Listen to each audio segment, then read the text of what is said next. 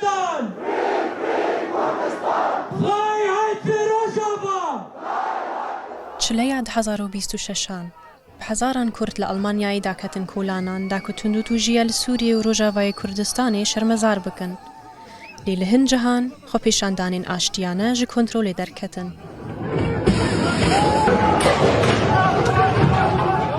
لە دۆتموندێ ڕەوش ئالۆز بوو. 7 پۆلیس بریندار بوون و زەرەر و زیان گەهشتە خواردنگەهەکە سووری. وێ دەمێ لواناژی دناف بوویەران دەبوو. خوندەکارادادێ ئەف بساڵانە ji بۆ مژارین کوردی چالاکە. ji bo wê giring e tekez bike ku tund û tu jî ji aliyê girseya mezin ve nehatiye kirin. gelek hebûn ev tişt gotin û anha piştî ew tiştal Dortmundê xasatan çêbû wê swêtek ne baş bavê ji ser muzaherê Kurdî bes bi rastî newlo yên tişkî pirs heta lew tişt polîsê Almanî pirse ecmaî an yani أو حالك فردي تاني بو فيي معي أو مظاهر الحمودة يدي شبو بشكل جلكي سلمي بو حتى لا في تيمة سلمي بون حتى تشتغل ما باند سلمي بو فزنابين منو تأثيرها موصلوا لهي دركات نصير تيك توك صار سوشيال ميديا جلك بحث كرن بس ياغو سوشيال ميديا ألماني صار مستنجي إنه كورد براستي ملتك جلك سلمي دركات وبراستي هاوش بل ما في خون دركات ندركات جو مشاكلات بكي أنقر بالغبكي آلوزین کو درکتن بی انجام نمان.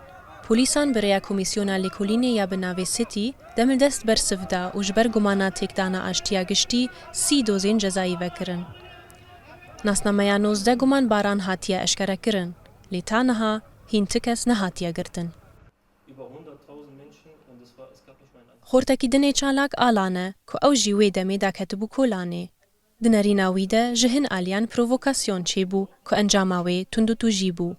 از بخوا یک جواب میل دورتموند وقتی او پروبلم چه بول الوی سروی رستورانتیم نرینام ده و مجلک سر انترنت جدید اف جلک عرب درکت بونا تیک توک سر یوتیوب نرینا و او بگو قریبن و خوپیشاندانا جواری آشیتی درخم بخنواره کی دیده تخص پروفیکاسیون چیت کنج بوگو يعني كرد بشكل عام سر كولانا جو دافج آشيتية بردن وبخنوارة جديدة ومشكلة كي بحكومتها ألمانية رتشيكن وبراسي أز بخوجي أم نبيرنا وأم شعبكن كردي مدايا بصالة مدايا ناس كرن يعني النوروزة الدراجي أم درد كبن آشيتية وبوليس جدي خويا كرن إنه بروبلم يعني خوبيشان دانيما بواركي آشيتي دمشي وتو بروبلم نين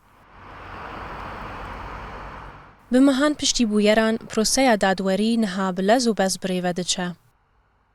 نەدۆزگەریە گشتیە باژارێ دۆتموندێ و نەژی پۆلیس ئامادەنە دەربارەی لێکۆلینên بەردەوام داخویانیەکێ بدن.